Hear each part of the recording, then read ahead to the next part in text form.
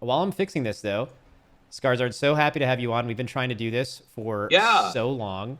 for like a calendar year or more. Yeah, Yeah, the literally. lore in this one, people surrounding this know it's been a long time coming. In fact, this spans multiple podcasts. We technically, but Dratnos' previous podcast before he jumped ship and did whatever traitorous mutiny that led to the creation of the That's right. Podyssey, which I believe is how it happened. Someone would have to fill me in, but that even that one was training. So it's been a minute. Yeah, how y'all doing? We're doing great. Yeah. That's it. I guess Yeah. maybe to start off, we should do like what do you do? What are you? Who are you? Yeah, What, totally. What's your job? Sure, yeah. My name is Patrick Scarborough. I also go by Scarizard on the internet. I'm a senior systems designer on World of Warcraft for the rewards team. And the rewards team is something that a lot of people have questions about because I think it's a little unclear. It's like pretty obvious to say like, oh, we make items, right? But we have a whole huge team of people. And so I like to think of rewards as basically anything your player can have ever.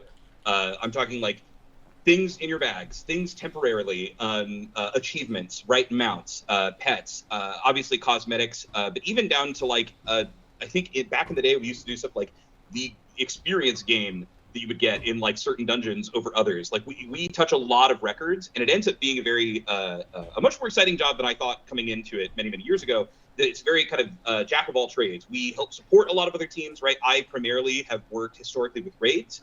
And just the encounters team in dungeons as well. I get to work on Operation Floodgate, as well as the Liberation of Undermine and the Renowned track Found Within.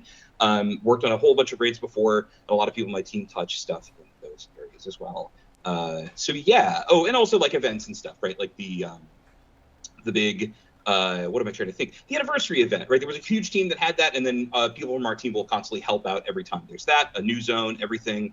Anytime you kill and loot a bear liver or whatever, someone put it there, and it's probably someone I know. So it's a very big situation over here. But yeah, mostly raids and stuff for me. Yeah, I think the kind of the biggest thing that in recent years has been, to me, associated with the reward side has been the item upgrade system that got added midway through Dragonflight and has been sort of iterated on every patch since then. We really should have picked a name for it. I gotta say with you, just every time it's like the upgrade system. I'm like, the moment we make one other upgrade system, we're cooked. No one can. It's like, which one are we talking about? How would you do it? But yes, no, the universal upgrade system worked on by a lot of people. I want to shout out my friend and coworker Allison Steele for being one of just like giga brain genius. Really helped bring that one together. It's awesome. Yeah, it's pretty crazy to have a system like that brought into WoW. It might not seem crazy to players from the outside. But it is a lot of work to make that like unified and actually have like loot from all sources kind of be on the same track. It's pretty crazy, at least from when I joined. I didn't think something like that would be possible, but it is. Yeah. Yeah. So it sort of came in, and I would say has changed a little bit since it first came out. Right, like it first came out, then we got the myth track added, which was not there. Right, at the very start we didn't even have the myth track, and then that got added, and then it sort of became a little bit like less, I don't know, generous would maybe be from the initial we nerfed it. Yeah, no, we nerfed it for sure.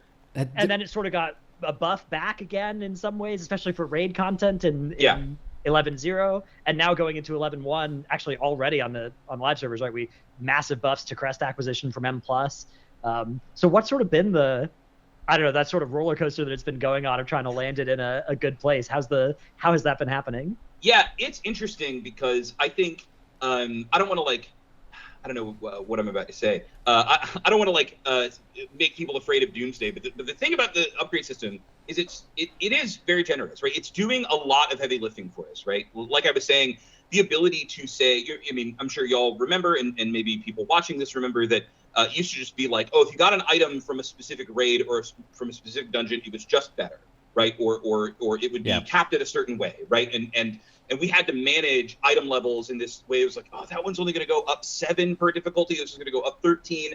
And it was really confusing for players, too, because sometimes people, who I won't name, who are on this call, would make items that are really broken. And that isn't listed by item level. So you would have to know, just because someone on the internet said, that's like, oh, but this dagger from this raid that's lower item level is actually better, and you need to use it in the next tier or something like that. And that's like, that's a difficulty that we'll still have from time to time, but it's really confusing for a lot of people and ended up being a pretty big barrier on our end to be like, how do we balance the generosity of Mythic Plus versus like the sheer amount of effort required in raid. That's kind of an endless battle that we're always iterating on and trying to make both sides happy or feel a lot better when possible. But also just like, how do we make it make more sense to people? And I know that it's very funny to some people to say, well, we introduced a ton of currencies and a bunch of names, and that's how we made it make more sense. But I am a pretty strong believer that even though there's kind of a shock value to it, that once you understand that it's like, oh, actually everything in the game is on these levels and works in this way, that it feels like something that, like, it feels like a future version of WoW, and we could, we're going to kind of see it forever. So it came out. Very generous, too generous. People in both of your guilds and kind of everyone was like hitting max item level in like for 2 like weeks. An individual character. Yeah, it was crazy, right? And it was really awesome and unique. I was talking with my boss about it today. We were doing some prep for this interview, and we were like, it's so wild that we introduced this thing, nerfed it going into 10.2, and people did not really mind. They were like, oh, thanks. I wanted to play more. Wow, so like don't have it be immediate, and which normally seems like it'd be crazy, right? People are like, you're taking the thing away from us. But we did make a bunch of other improvements that I think I'm pretty happy with. Heading into 10.1, 11.0. God, my brain is going everywhere. Heading into 11.0, we were definitely interested in like, okay, the myth track is here. How can we try and address?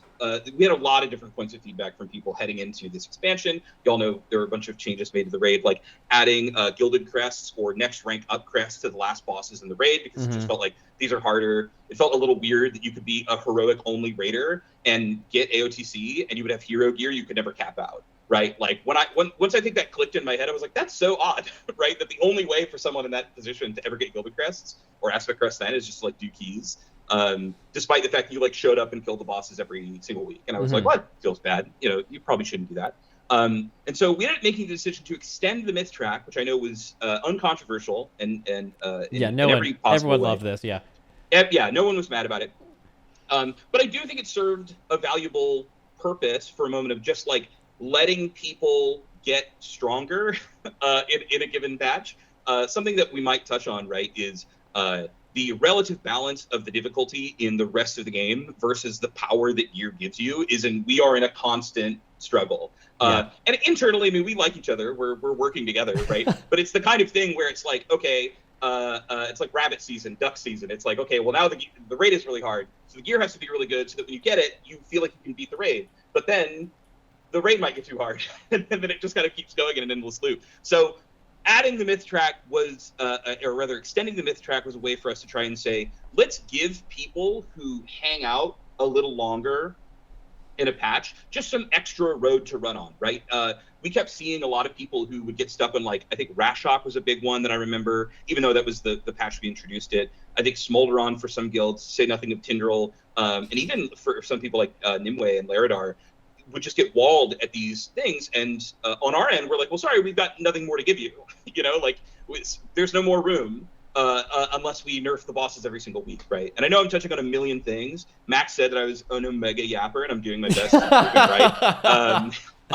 I'm doing my. I gotta prove you right, man. I'm making you look good. Oh yeah, but for all of those situations, right? It just felt like if we let those people who otherwise would be in a deadlock and feeling like they're not progressing just get a little bit more percent here and there, to eventually down someone like a Smolderon, and now you're getting the kinds of trinkets and stuff from that boss that then make you more powerful heading into the next one and the next one and stuff like that. It felt like that was where we wanted to go. And now we are back to this new version, right? We kind of cooked up a change list that we were ready to do for 11.1. And then, a bunch of feedback from the community that was like, we need something now. And so a lot of people on my team, again, I'm going to shout out more of my team eventually later, spoiler alert. I have a lot of nice things to say about them. They worked pretty hard to turn things around on like a dime to get all of the stuff that we put into 11.1 into 11.07, just to say like this will go out before the holidays, just so that people who want to do keys can kind of almost experience this stuff ahead of time, even though, a lot of people are going to come back when the actual season hits. We didn't want people to just be stuck there. Like if we know it's a problem, we should do something about the problem if we have a solution, right? Yeah. Which is always, I think, a little harder to come up with than some people think, but it was like, let's rip it. And so I'm pretty hopeful about where we're at now. I think we have kind of figured out about how long we want people doing keys or doing raids to hit their like weekly crest caps. in a given week. I think it's something where like I was part of a key group, just personal experience this season where I would do something like 10 keys across 2 nights of just like a lot of my time, right? And I like have a job, I work on this game. I have to be doing stuff.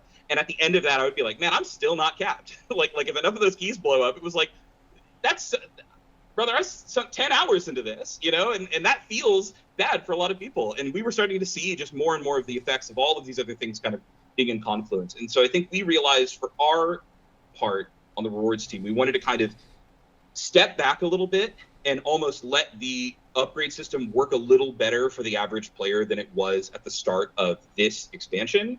And I feel like we're in that happy medium, right? I think things are being rewarded in the right places. We have now the scaling crests as they go that feel like they make sense, right? It was kind of a bummer to say like, just farm a bunch of 8s, even though you should be doing 10s or 12s. Like, go attempt the hardest stuff you can do, and when you fail, it's more lucrative than farming, you know, lower key stuff, right? Yeah. That I think has been an interesting kind of effect to see. So I hope I answered a question somewhere in there. Maybe I raised like 4 more. Well, no, I think what you did is you answered a lot of other things we were going to ask, I think, all in one. And plus, I don't think you should worry about that at all. I think really what viewers want from this is they want to hear the insight. They want to hear the nuance. They don't want the suit and tie. So. They don't want to hear the suit and tie quick yes or no answer. Like, they want to know why you do what you do and stuff like that, right? So this is very, very, very good.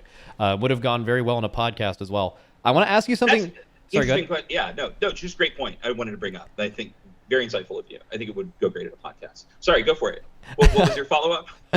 My follow-up is, okay, so I know you were majorly, like, you wrote the post on it. I don't know how involved you were, but you were involved in, like, the Galagio reward track thing, which, again, very, very cool just in general of the, like, how much everyone in your team or in Blizzard Warcraft design just completely dove into the theme of this patch, like, head first, which is super cool. But I know initially Dinars were a part of that, were removed. There was a clarification post, like, we might be doing Dinars some other way, but just not as a part of this track. And I'm not asking you to announce anything like that. I'm asking you more of like... But if you want to. But what I want to and what I am going to do are often very different things. Yeah, okay. So I guess kind of what I was asking was one piece of community feedback about the Dinars when they were added was about the time in the patch you were getting them. And I kind of just want to ask you if there's any nuance around like how early or late in a season Dinars, if they were to exist, when we should acquire them and why. Yeah. Hey, great question, man. Thanks for calling. No, I think so. First off, this is really difficult, and it's the kind of thing that's like really hard to communicate in a post. Like, I don't think that any of us thought when I was which yes, I guess backing up, Galagio rewards track is my baby. Renown's reward track is my baby. For better and worse, it has been an insane thing to get together. It does not sound like it should be. A lot of that is a skill issue on me. But we're doing a lot of learning. That means hopefully the future of this, if people like it and we're going to keep it going, is going to be much smoother and have a lot of cool stuff in it. But I don't think we were ever like, month 5 or month 4 for like Dinar are perfect, right? Are absolutely it, right? I think it was more trying to send kind of the message that like at the time, it felt like to me that if we were going to have deterministic loot, right, which is as I know some people are like, please just give it to us. That's all I want. Give it to me in week 8, give it to me in week 3, you know, yada, yada. And you're valid. I believe you. It's just the thing where it is the most powerful thing that we can do, right? Like if you want to think about it, short of just like you logging in with an item, it's like the ultimate like break glass. It is the maximum. It is the farthest that we can go in terms of delivering something to you that is really powerful, right? And that's why it's been used in the sort of like faded season 4s, however people want to call them, to try and say like, hey, this is a shorter time. We are loosening the leash on just letting people play with stuff, right? So it makes sense to say, hey, this is a neat way to say, hey, even if I'm not going to spend that much time in this, let me get it. Let me get the thing that makes me shoot lasers or breathe fire or whatever it is that I wanted, and then get out, right? And I think that totally makes sense. In an actual season where there's real stakes and real people that want to be playing side by side to hit their seasonal goals and get Hall of Fame and get stuff like that, it is certainly still very powerful to give you those items, but it is very difficult to make the argument that it's like the thing we should be doing, you know, if that makes any sense. So having it at the end of the track was mostly to say, we would have wanted it in my original version of this to happen almost around the .7, which I know is like making people cringe, but it's more to say like, hey, this is supposed to be there for you if you didn't get it. before now, right? It was supposed to be sort of a bad luck protection, as some people like to call it, right? And the reason that it was removed is because we were already thinking of, okay, that is probably too long, but it made sense for me to say, let's start far and then push things up, right? We've done this with the Catalyst. We've done this with a ton of other things, right? It like talking about how crazy it was that the upgrade system got nerfed and people still love it is like, that is a like unicorn in game design. I feel like it is a rare fleeting thing to have like, we overshot in the super generous direction, pulled back, and nobody wanted to like attack us with sticks, right? You usually want to go the other way, and I know it's excruciating for a player, but WoW is like a huge game and a huge team, and it just like, and I don't like doing this. I'm very impulsive, but it often, I can't deny that it pays off to like be slower and then kind of walk it to the correct place that it needs to be, or else you risk endangering the integrity of the patch, right? I mean, talking back to 11.1 or 10.1, I'm going to get that ruined every time. Avarice, I loved Avarice as a raid. I really liked working on it. I know a lot of people that liked it aesthetically, but it was, for many people, especially if you were a heroic-only raider, it was a lot shorter. It was a lot shorter because you got too strong too quick. And a lot of people think like, oh no, this is about, like monthly sub stuff. But it's like, no, man, like there are a lot of people out there for whom like my weekly raiding guild is how I engage socially with a lot of people. And we made a decision that let you get the dopamine sooner, but might have cut 2 or 3 weeks off of your guild's actual like skill floor, like how you would naturally progress, right? And that's a lot of the way of how we try to think about it, is like those journeys and how are we supporting you feeling like, oh, I could actually level up to the next tier, or I might want to try Mythic, or I might want to try Heroic, right? And creating systems that sort of do that, right? Glagio raid buff and the scaling raid buff is also kind of intended to help do that. It's like, oh, maybe we could, if we get enough people, let's actually go for killing boss 1, and then if we can kill boss 1, maybe we can kill boss 2, right? Help people on those kind of journeys. So, sorry, rewinding a bit, this is more to say that the Dinar were removed because we definitely understood that it was a little too late, but the way that renown tracks are set up is that they are kind of hard, like this happens at this week every time on a schedule, And while we could certainly change it in the middle of a thing, like we could be like, surprise, it's a few weeks earlier now, right? Or something. And technically if it happened before 12 weeks or whatever, we could just move it up on the timeline. It just felt like for the first version of this and the first version of having Dinar out in the wild, that the two should not mix. Frankly, long term, I would love them to be there together, but it's just like, if we want the kind of flexibility that players are asking for, and if we want to try and better hit the timing that they are wanting, even if it's not going to be exactly what they want, shout out to you, week 3 guy, there is one guy, for sure, then we have to at least take them apart. So that's where it went. There's going to be, like I said, there's going to be more stuff soon about where it went and how it will be coming back, but it's just to add more flexibility to players. Right, and just to try to put it at a time that makes more sense, rather than just saying, it has to be week 16 or week 14 or week 13 or whatever, right? Just easier to fit in. Yeah, makes sense. Yeah. Okay, so the Glagio rewards track, it's got a lot of quality of life. It's got a lot of cosmetics. It's obviously got an amount of flavor that the flavor is tough to describe, but it's also kind of mainly. Love flavors that are tough to describe. Yeah, that's great. It's there's so much flavor that it's overwhelming even. But it also seems like it's mainly a vehicle for that kind of stacking raid buff. Like that is the most kind of meat that's in there, is the every 3 weeks you get 3% stronger thing, which we saw a prototypical version of it with the Nerebar Finery buff. Mm-hmm. And then we actually had it at various points in WoW's history, right? Uldir, Archive of the Titans got stronger. We had, of course, like Hellscream's War Song way back in the day. I'm going to date myself many years here. I've seen the buff. Then. Yeah, I've seen it. So what sort of has made it something that you want to put back into WoW? Because there's been many years where we haven't had a stacking weekly raid buff, and now there's been 2 tiers in a row, and it's sort of entering this raid renown track that seems like it's kind of something that is we're trying to make into maybe a permanent thing. Yeah, so I spoke about it a bit earlier, where I was talking about like tuning levers, maybe, unless I didn't say that and I just imagined it, but I'm pretty sure I said it somewhere. I think for us, the renown track has the ability to be another knob for us to just add more cool things, right? Like, I think a little while ago, people were like, hey, where did all the pets go in the raid? And or like, where did like this or that go? Or like, why don't we have less of this? And I don't just mean to say like, the existence of a renown track will immediately make like mounts fall from the sky, right? But I think it's one of those things where the timings of where we work on certain bosses and we hammer out certain cosmetics and everything is often handled in such a way that it can sometimes make it difficult to pivot later in the process, right? And so having this thing that says, well, we can kind of just give you more cool stuff, right? Also, there's a lot of things that are themed to the Galaccio specifically with this one. It's part of why we wanted to go for it. Is I love the theme. A big thing with me, and I worked on the Mega Dungeon, Dawn of the Infinite. We did a lot of cool stuff. We did time traveling items. We did stuff from the past. We did quantum items and made a whole system for. Shoutouts to Alex Goodbay, an engineer who I showed him my pitch, and he said, "I'll help you because this is very funny." And then he did, and then now we have quantum items, which I think are really great. All of those are just born out of this thought that I have, and something that I try to impress on everyone as much as they would like me to stop yapping about it is, if we are doing something, try to make it the coolest version of that thing, right? I don't know. This is not leaking. I don't know if we will ever do a time travel dungeon again. I don't know if we'll ever go to the Emerald Dream again.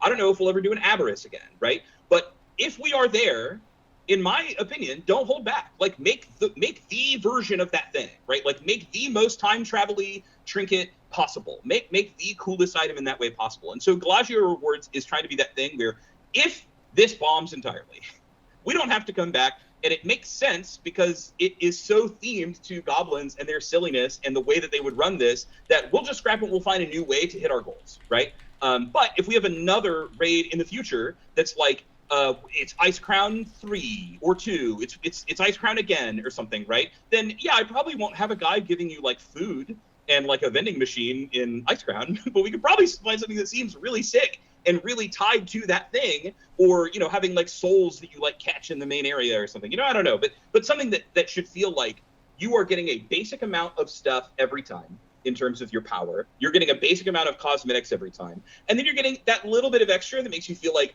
I am tied to this location, and if I really like the particular theme of a patch, then this just enforces what I loved about it. Yeah.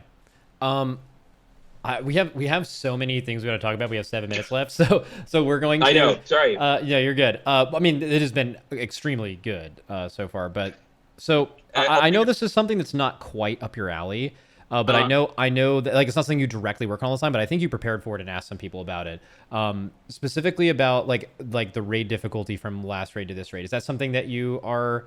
Like you've talked to the raid team about it, because I can ask a question, or if you feel like not, we actually have some other options. I remember. I think we talked a bit about this. Yeah, I reached out to some of the people on that team, and I think they had an answer that I thought was really cool, right? Which is, in fact, give me a second. I'm going to look over to this Slack screen because I want to get the exact verbiage because I really like what he said. And more specifically too, like. You had like the Tindril thing. Like the Tindril thing was kind of talked about as like, well, everything beforehand, people kind of just got through it and then they were at this boss they shouldn't have been at. And I feel like Brood Twister maybe wasn't, super hard for the 4th to last boss, and Rashanan wasn't super easy for the 4th boss, but those 2 bosses are right next to each other, and those, created a bit of dissonance, I think. And like I guess like more of a difficulty curve, like has that been thought about? And just overall difficulty, we've had 2 raids in a row where the last 2 bosses, the amount of attempts, the amount of time have been extremely difficult early, and if that is a consistent theme that will continue, or if they've thought maybe that was an overstep. I definitely think, I mean, I'll even quote him, and I don't want to throw him under the bus, but basically saying like the exact curve, the difficulty curve of Nerebar is not something that they're really looking to repeat. Smoothness in curve, difficulty curve, smoothing the curve is the kind of thing that has been thrown around a lot, right? I think you all hit the nail on the head, right? Brood Twister and Tyveza might have even been totally fine and not needed nerfs if the 2 before it felt like more of a ramp up, or bring them down and bring, like there's ways to make that feel like it makes more sense rather than I remember Dratnos, you being like, my guild is on Brood Twister at the same time Max's guild is on Brood Twister, and that's insane, right? Like that's because we have no chance of killing it for weeks, and we're watching, you do it at the Race World first, and I was like, that is kind of funny when you think about it that way. Yeah. So no, they're definitely more interested. I know that a lot of you have noted just like the way that the layout of Liberation of Undermine is, it kind of invites you to be like, even though I think there will end up being a sort of like meta way to progress those bosses, there's kind of an interesting way of like a few are easier and then a bunch are hard, and it's kind of you figuring out like what can my group take on, like what can we kind of do in a coordination sense, what do we feel like we're ready for. And so the interesting thing, and I'm going to say this again, because I love the use of this word. He was saying, trying to let fight idiosyncrasies carry more of the challenge, which I was like, good. Hey, man, good word. But just more being like, can we have more of the fights that are about their mechanics and not just about, and this guy's hitting you for 8 billion damage? Like, kind of in turn letting people outgear the challenge, but also saying that you still have to do the dance, you still have to do the things right. You know, no amount of gear is going to make the Katamari trash balls on Styx Bunk Junker like just be solved for you. Or right? Silken Court, right? Like Silken Court, exactly. You have to know how to move. Yeah. Yeah. And the hope is that as they move forward, not only is hopefully Liberation Gun Undermine going to be, it's my favorite raid already. I'll say that straight up. But like hopefully it's going to have the kind of curve that people will see like, this is exactly what I want. But people will feel like even when they are 40, 50% stronger than your guild is going to be, when you all kill it during the race, or however crazy number bubbles up to be when you kind of add all the modifiers together, that there is just going to be no replacement for doing the fight right? But on the flip side, it's like you've probably bought yourself more time to do the mechanics, right? Or maybe you survived something that you would have been able to, but for the most part, it's like you're outgearing the stuff that is outgearable, but you are still doing a coordination check that feels cool. Because I think the flip side of that is that there are some people on some earlier fights in the raid that are actually just even less satisfying for them because they only go into Mythic later when they are super geared, and there's a challenge that like isn't present because they just numerically like bop it,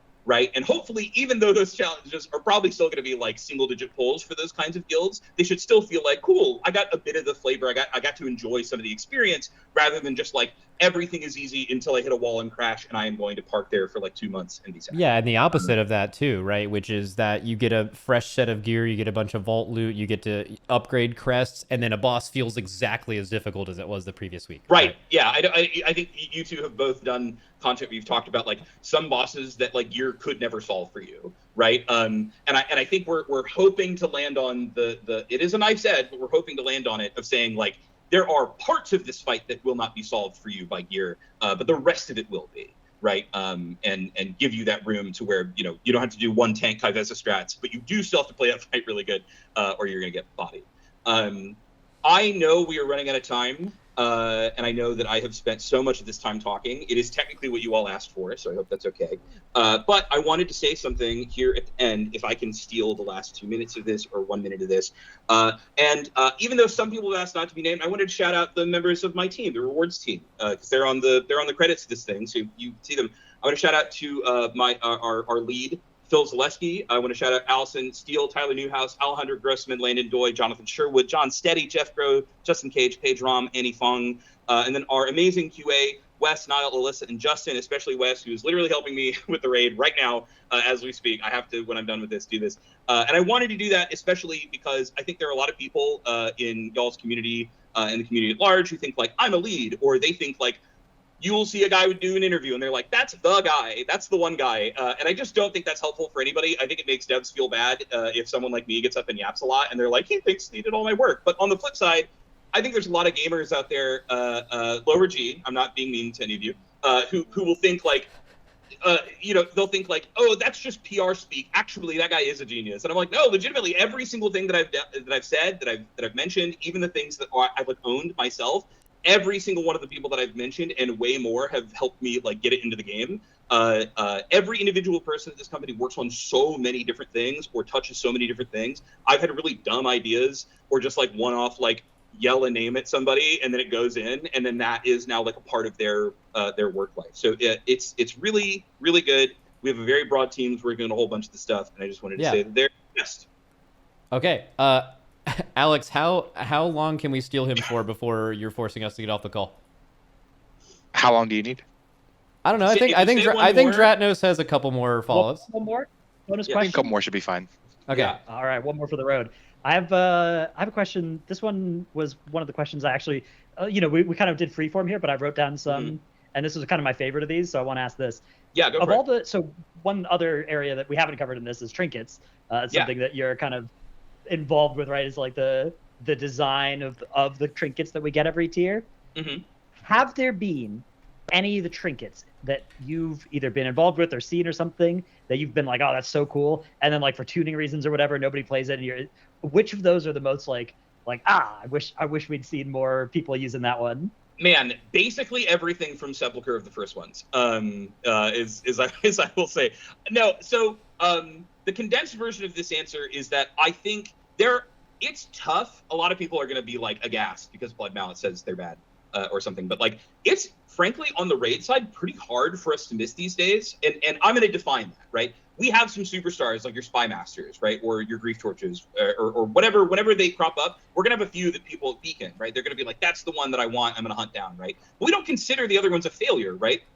Something that we talk about on our team a lot is the gearing journey, right? Like you aren't going to get full bis immediately. We hope that on your way to it, that you're getting things that are fun, that are cool, that feel good for the time that you get them, or maybe you keep something around because it's good in M+, or this and that, right? Like, the other thing, too, that we kind of can't foresee is, like, honestly, fight tuning, and fights will change. I don't know that I thought they were perfect, but I had 2 trinkets on Razageth that I thought were kind of cool. And they just really lended themselves to really long fights, because we had just had, like, Sylvanas and the Jailer, like 2 of the most epic, long fights of all time. And then a lot of fights just weren't that long. Or even though I think Mythic Razageth still ended up, or even Heroic Razageth at some points ended up pretty long, it just didn't work out with how those trinkets were set up. And it was like, beans, like it happens, or we'll make like a 2-target or a 3-target trinket that's supposed to be really sick, and then it just turns out that the fight that it was kind of designed, or maybe with an eye towards, just doesn't end up as challenging, or ends up so challenging that you need like all hands on deck. And like one little trinket is kind of a drop in the bucket relative to that value. So all that to say, when looking at, and even sometimes, a patch will drop. This happens every single time. I will call out tank players. Every single time a patch drops and everyone's like, these trinkets are so bad. And at the end of the patch, what do I see? Everyone's still wearing them. Everyone's still using them up in high level. And I am being cheeky. Of course, we do try to make them better every time. I'm really proud of this raid. And I have to say, Tyler Newhouse, who I often called my young protege, which is very funny because I think he's older than me and he's a dad. But he has basically handled most of this. I have been really driving on the flavor angle, but I think it's a lot of bangers. It's a lot of stuff that's really, really exciting. To go back, Alex is like sweating. He's like, stop talking, bro, stop talking. No, Sepulchre of the First Ones was my first raid like by myself, if you want to think of it that way, which nothing ever is, but it was like I owned it. And I had a lot of really, I think, awesome ideas that just did not meet the road of where players were at. Stuff like I played a lot of Heroes of the Storm, and so we did Anduin's ult from Heroes of the Storm. We did a 10-minute trinket. I was like, that's awesome. It's like AMZ. And then just turns out you can't put AMZ on a trinket, and so I was put in front of a firing squad, and the thing was made quite bad. And I was so new at the time that I think now these days, whenever those kinds of discussions come up, myself and a lot of my coworkers would be like, what's another way we can spin this, or we can salvage it, or we can tune it, we can get something really cool. Same with like Mal'Ganis, turn you into a big bug swarm. I also was a Mal'Ganis main in HOTS, and I was like, this is so cool, you turn into the big bug swarm. And it's like only maybe Frosty K and like Arms Warrior could use it, because it's like, that was the point at which like Rhett's APM was like nearing 60 actions a second. It was like, yeah, bro, turning into a swarm of bugs, the amount of damage this would need to do is like an unholy amount. And so just a lot of really cool stuff like that if you go back, I promise there were cool reasons for all of them. But that was a really big lesson for me, just in terms of like, okay, capture a lot of that, rein it in, and then make it for people first. And so Vault of the Incarnates is something I'm really, really proud of, because I think overall it was our first, I think, like modern raid in terms of our team was a lot freshly new, and it was our first look at like almost everything in it is very good. It is very snappy. All of them are really easy to understand, and they hit the immediate fantasy that people wanted for something that felt like a first patch, right? So even though we try to go a little crazier towards the end of expansion, it was like, this stuff makes sense, it's readable, people are hyped, and but my ultimate lesson, shout out to Zed, I completely missed Zed. Zed Gradley Schrager, the one person that I meant to mention, he is someone who joined during Dragonflight and has quickly become the most insane like visuals maker. I sent him so many videos of the Flame of Frenzy from Elden Ring, and I was like, Zed, do you know how to do this on the trinket? And he was like, yeah, bro, I got you. And so now he's been working in Delves. Every cool thing that you see in Delves is he's like in his lab. He's got 4 monitors at work. That's real. He is actually just in a corner doing insane stuff. But the TLDR is making you shoot fire lasers from your mouth and letting everybody see that, or turning into a wind elemental, or as you're going to see in this raid, shooting motorcycles at people and stuff like that. Like, it turns out a lot of that is the bang. Like, people in their back of the brain want to know that the numbers are good, but a lot of people are just hyped if you just throw stuff at people or shoot lasers. And so we're trying to aim for bringing the complexity down, keeping some text that's fun to play around with, not just making it all easier, but also just giving you flashier, more explosive, more cool things that you feel like you can actually access and use. So even if it's not your BIS, for the short time you have it, you're like, I liked turning into a gorilla or something. We don't do that anymore, but there was going to be one that turned into a gorilla. That's lore. But there you go. Hopefully that's enough. Alex is like, I'm going to beat you to death with hammers. You have to get off this call. Is that where we're at, Alex, or are we at the hammer stage? Unless he's not. Unless we can ask one more. I think we're ready to wrap it up. Oh, Okay. All right. I've been enjoying the chatter though. I'm glad that good. Hey, that the community's too, been man. a fan of this, and this has been fantastic. All right, yeah, it's been really great. So much. Yeah, I mean, obviously, you know, we've talked a lot before. I knew you'd be just an all-star at this, and I'm really glad to see. And not that you don't get this from Ian and Morgan, who, you know, a lot of the questions are just so like, give us information, right? I'm so glad to see the obvious passion of someone that works on this game and just like fucking loves doing this. That like, I mean, obviously the chat is right now. They're like, it's, I think for them to see that from a developer, which is often, you know, kind of in behind like a shroud, which totally makes sense, by the way. But it's like, just for them to see that is, I think, really good. And this was extremely insightful. I really, really enjoyed this. I'm sure Dratnos did as well. I appreciate it. I know it's been a journey to try and get us to talk on a camera instead of off a camera. This one is actually going to be short, I swear to God, Alex, but I just, another thing I have to say, I have to respond to you. No, this is important. I want to say, I do think it is a bummer, though I understand that a lot of game development companies are like, we don't want to put people in front of cameras, or because there's a lot of danger, right? There's a lot of risk. There's a lot of actual fear, right? It's not even just we don't want to talk to you. It is not safe for a lot of people. There's a lot of people who choose actively to not want to do this. And because of that, I think it creates a lot of misinformation. It creates a lot of people being like, oh, so they just not want to talk to us? Or some guy shows up and is like, I know how game dev works, and then they're grifting you. It becomes a whole weird thing, and I think is an unfortunate side effect of this. The thing that I want people to understand, there is zero shot anybody would do what I'm doing or anything close to it if we did not like this. There is no, I know people who give up, you know, $300,000 a year contracts at you know, X big software company to come hang out and name items and make your soul happy and like make cool stuff. Or, you know, the person drive, we haven't even talked about all this stuff in this patch, and we're not going to, Alex, I promise. But like the car, all of that, like, you can only do that if you love showing up to work and you're like, I want to make people drift, and I want to do that. The day that it was shown off in a design meeting, the person who was behind that system showed off a anime music video that they made with an unnamed theme that rhymes with Drool Angel's Thesis, while the car was drifting all over. And it was the funniest thing I've ever seen. And it was like, this is only made by people with love. This is made by mad scientists who love what they do. So yeah, I hope everybody knows it's not like I'm the one passionate guy and everyone else is asleep. It's actually everybody is mostly afraid and or trying to get work done, and everybody loves what they do. And that's game dev, baby. Wow. This is amazing. All right, Alex, we're officially done, by the way. We're super done. Yeah. Okay, we're done. I'm done. I'm not talking. I'm done. All right, thank you so much, you two. That was excellent. Thank you.